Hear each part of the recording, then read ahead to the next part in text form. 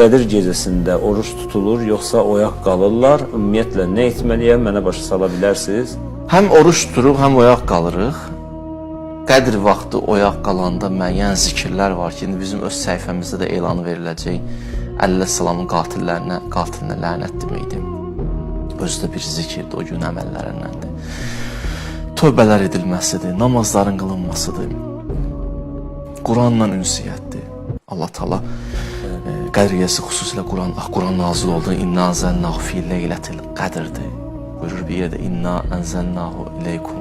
Mən sizə nazil eləmişəm də bu kitabı. Bu kitabla nə etməlisiniz? Ünsiyyət qurmalısınız və hətta bir yerdə bu fihi zikrikum. Sizin istəyirsinizsə əbədiləşəsiniz, həmişə xatırlanasınız, bu Quranla ünsiyyət qurmalısınız. Fihi zikrikum.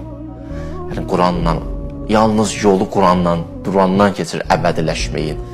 Quranın ayələrindən keçir. Quranla ünsiyyətli imamlarla rabitədir və s. ki, Qədir gecəsinin əməllərindəndir. Ramazanın da orucu da oruc öz yerindədir. Hacı, mən sualı tez-tez oxudum. Ola bilər bir şey orada qaçırım. Qədir gecəsində oruç tutulur, yoxsa oyaq qalırlar? Bəlkə də təzə gələn... Həm oruç tutur, həm oyaq qalır. Yox, Qədir gecəsini nəzərdə tutur, ha? Gecədə orucdur ki, sübhdən başlayır. Yəni ki, dedim, o bilirlər, sübhdən axşam ecə oruç tutur. Bəli, bəli. Amma gecə təbii ki... Gecə yeməyi də yeyə bilər, su da içə bilər. Bəli, bəli. Salam əleykum əziz acılarım.